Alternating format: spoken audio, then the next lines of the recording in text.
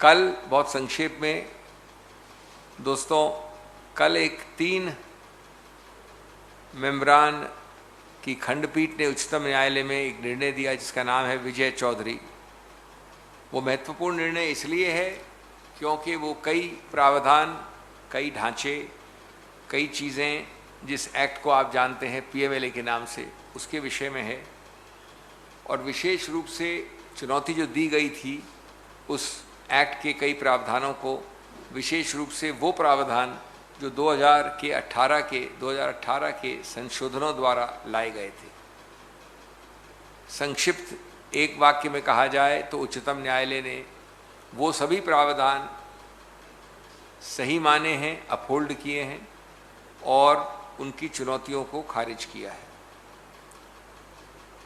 जहां हमारे को निश्चित बिना संदेह सबसे ज़्यादा आदर विश्वास उच्चतम न्यायालय के लिए है, साथ साथ हम अपनी कर्तव्य हम समझते हैं एक गणतांत्रिक प्रक्रिया में, एक जिम्मेवार अखिल भारतीय विपक्ष के हैसियत से, कि आपके समक्ष हम वो बातें रखें जो इस एजेंसी के लगभग 8 साल के एक ज़बरदस्त द्वेषपूर्ण कारनामों से भरी है। वो इतिहास सिलेक्टिव है और द्वेषपूर्ण है।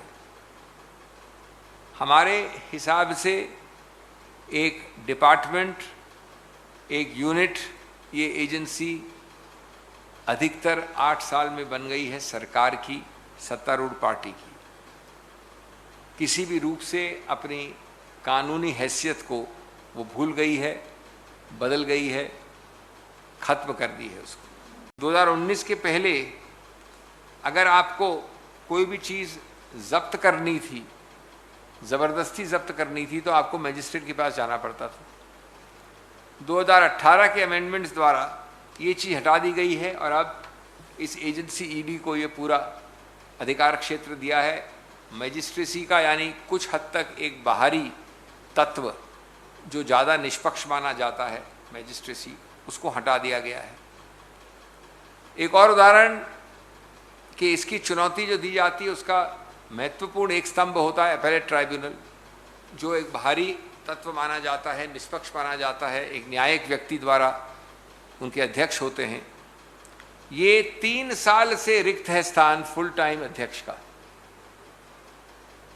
3 वर्ष से कहाँ जाए नागरिक? ये सभी मुद्दे हम समझते हैं कि उच्चतम न्यायालय की तरफ ज़्यादा ध्यान आकर्षित करते हैं, ज़्यादा इन पे ध्यान देना आवश्यक है, क्योंकि विपक्ष को प्रताड़ित करना ही सिर्फ बच गया है ईडी का काम। विपक्ष को प्रताड़ित करना ही सिर्फ बच गया है ईडी का काम। विपक्ष की मांग है माननीय सुप्रीम कोर्ट को इस प्रक्रिया पर देनी है लगाम।